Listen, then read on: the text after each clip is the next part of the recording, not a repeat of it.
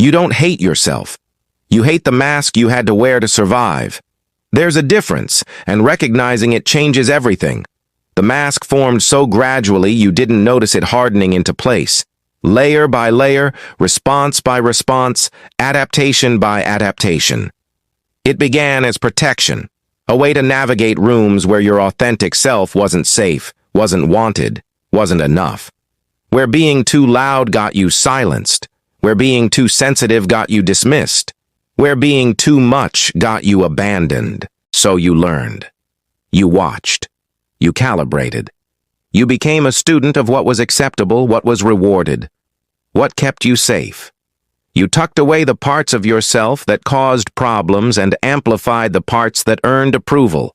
The good child who never caused trouble, the agreeable employee who never pushed back, the friend who absorbed everyone's problems but never shared their own, the partner who morphed into whatever was needed, the person who said, "I'm fine," so convincingly that even you started to believe it. And it worked.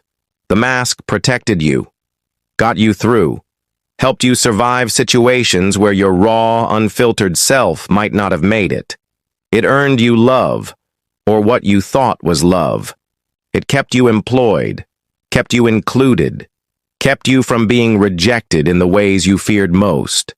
But survival strategies that serve you at 7 can suffocate you at 27. The mask that once protected you now imprisons you. What began as adaptation has become automation. You've been wearing it so long you can't remember what's underneath, can't tell where the mask ends and you begin. The hatred you feel is undirected at your core self. It's directed at this performance you can't seem to stop giving. At the way you reflexively shapeshift in different situations, at how automatically you defer, deflect, diminish yourself, at the exhaustion of monitoring every word, every expression, every reaction to ensure it's acceptable.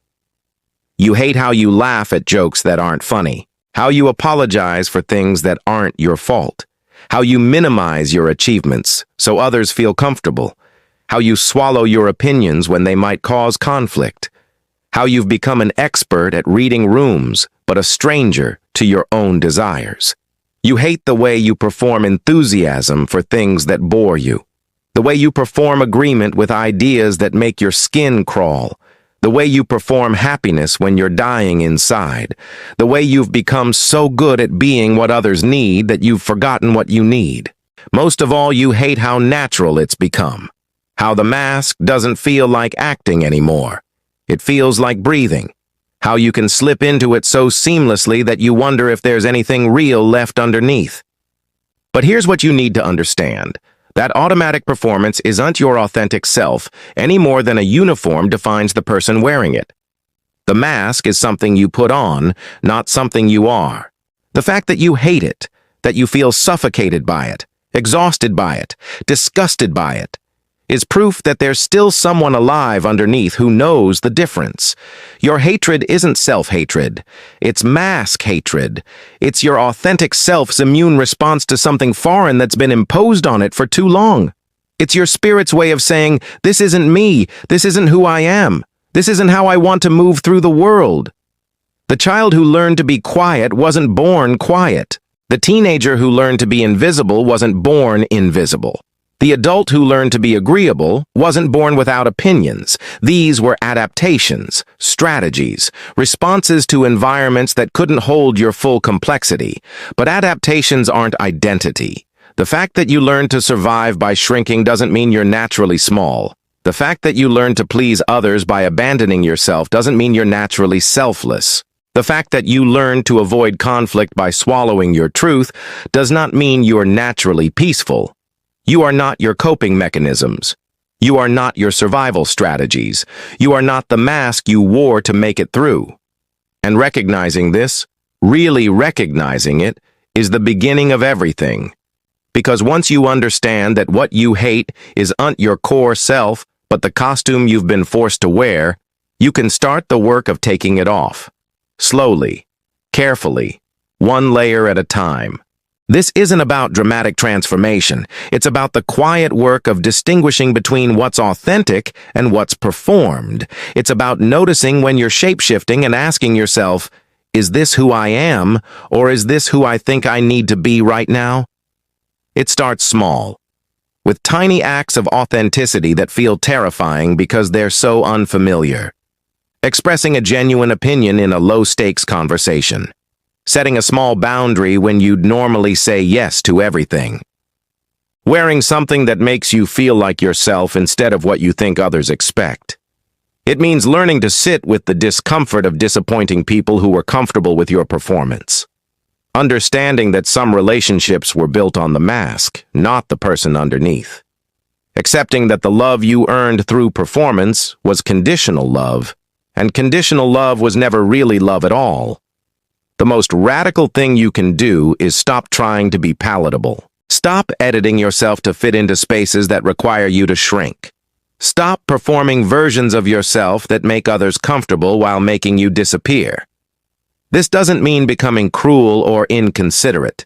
It means becoming honest.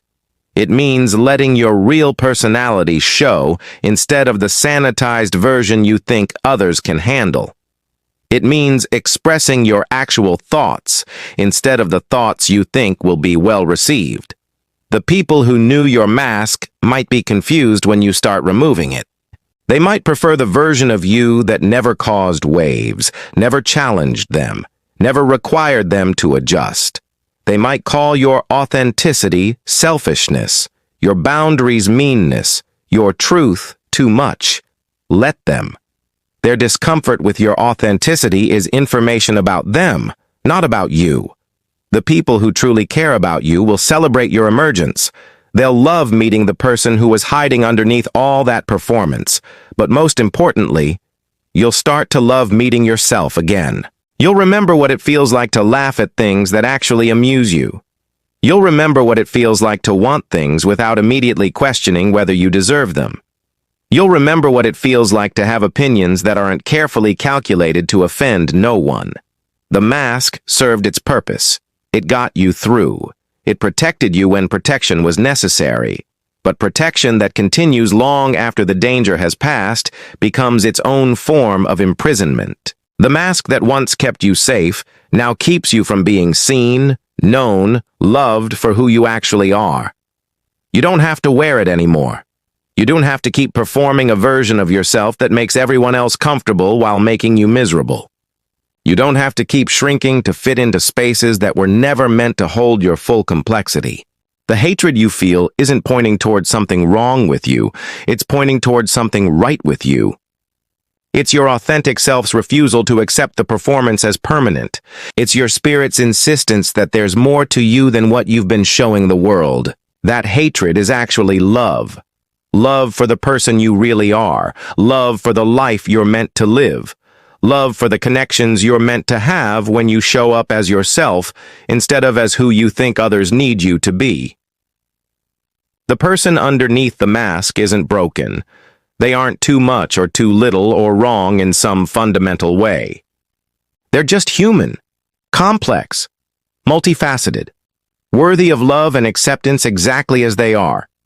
You've spent so long believing that your authentic self was the problem that you forgot the real problem was never you. It was the environments that couldn't hold you, the people who couldn't see you, the systems that required you to diminish yourself to participate. The mask was a tool. Use it when you need it, but don't mistake it for your identity. Don't let a survival strategy become a life sentence. Don't let the thing that protected you continue to prison you. You are not what you had to become to survive.